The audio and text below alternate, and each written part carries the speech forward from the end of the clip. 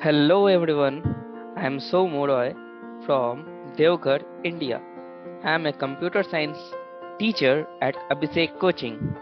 Today I'll discuss the topic loops for grade 10 or 11 for ICSC or ISC board. So students, we are going to deal about loops today. So, do you know what do you mean by loops actually? Loops are a way to repeat certain instructions.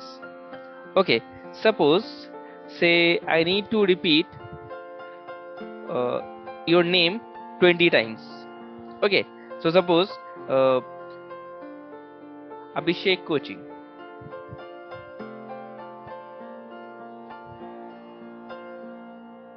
I need to repeat this name for 20 number of times, or suppose 100 times, or say n number of times. So how could I do? So for that I need to use loops.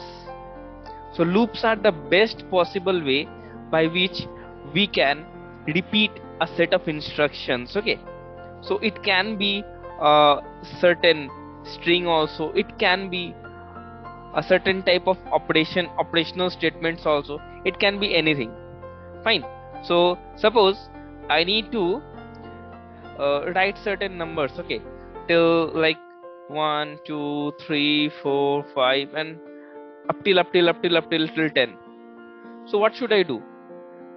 I should write 1 2 3 4 for 10 times. Will it be feasible to write for a computer science student? No, not at all. It will be best possible way to show the things using loops. Okay, so loops are a very easy and a very effective thing.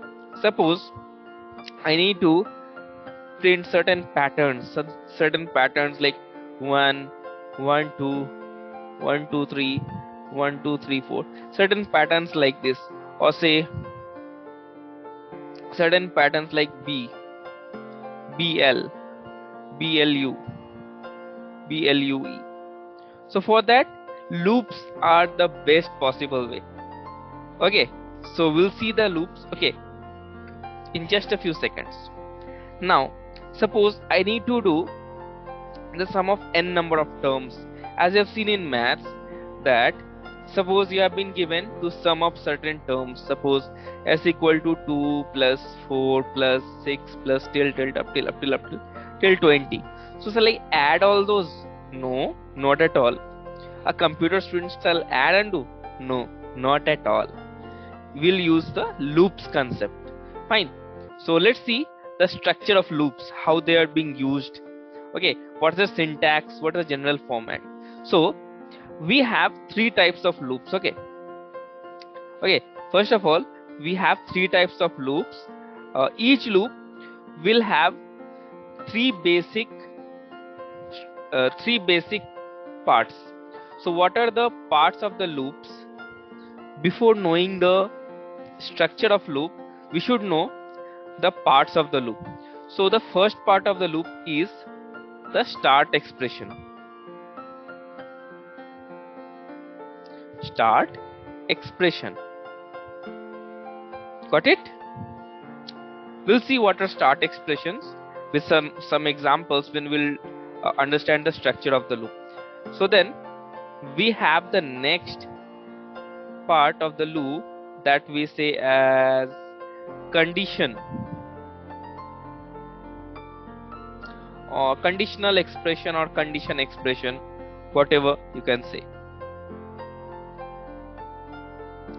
And then we have the third one part, that is the step expression or update expression.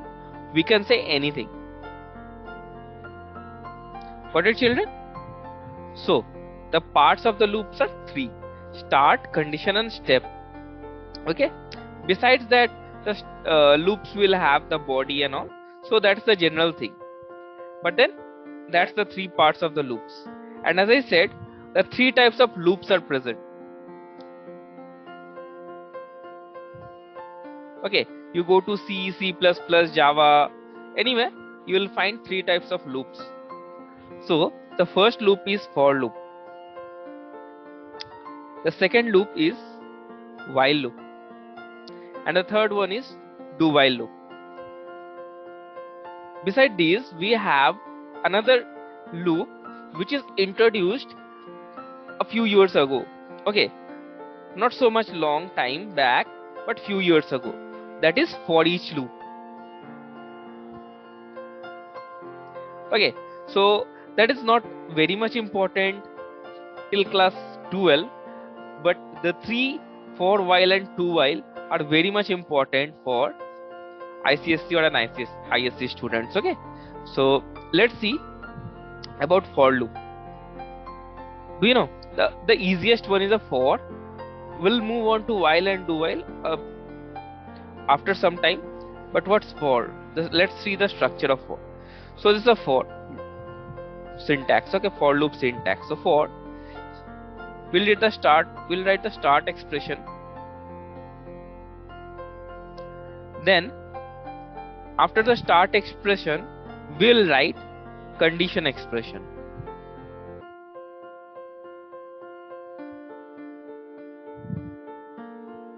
And the step expression will follow. Understood, everybody? Start expression, semicolon, condition expression, semicolon, step expression. Okay, and then we have the general body of the for loop that is to be executed, repeated. Okay, this is the body of the loop. Fine. So let's see an example of for loop. So suppose I need to print certain number of numbers till 1, 2, 3, 4 up till 30. So what shall I do? I'll start with for. I'll initialize a variable I is equal to 1. Okay. But before initializing, I should declare I, is it? So I should be of the type integer. I declared I of the type integer. I initialized or defined I starting from 1. Then I should go till 30. I should go till 30 and I plus plus. Why so I plus plus? Because we are incrementing by 1 1. So whenever we are incrementing by 1 1, the step expression should write I plus plus. We can also write as I equal to I plus 1. It means the same thing. Both are same thing. But still, I plus plus is shorter than I equal to I plus 1. So we'll continue with that. Even I can write I plus equal to 1. So lot of expressions can be written for the same thing, is it? So suppose if you want to increment by 2, you can write I equal to I plus 2 or I plus equal to 2. Okay. So let's see. We need to print. So suppose in Java you want to print 1 till 30. So we'll use the system.out.print statement. Better print ln statement and print the value of I. That's all. Very easy. So let's see the flow. So first of all, I will be initialized to 1 and then it will move to the condition expression. If this condition expression is true, you say i's value is 1, I less than equal to 30, the condition is checked. Yes, it's true. So when it's true, it moves to the body and it prints. What's the value of I?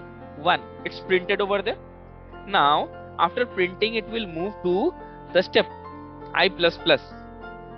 Okay, means I will be incremented by 1. That means if I is 1, will be incremented by 1, so 1 plus 1 is becomes 2. So now it will again go to the condition. Okay, it does not goes to the start, it goes to the condition to check. Now you can check the condition. Is very easy. 2 less than I less than equal to 30. So 2 less than equal to 30. It's correct. Correct. Fine. So we can move ahead and print 2 i's value, and then still I plus plus i's value becomes plus 1. That means 3. It again checks 3 less than equal to 30. So this continues, as you can see, till 30. You can see if I is 29. Suppose I is 29, I is printed 29 here. Right now we are 29. I plus plus it does 30. It goes and checks 30 less than equal to 30. Possible? Possible? Less than equal to is there. So it's true. It will print I, that is 30, and still move ahead I plus plus. 31 now. 31 less than equal to 30. Not possible. So it will stop there.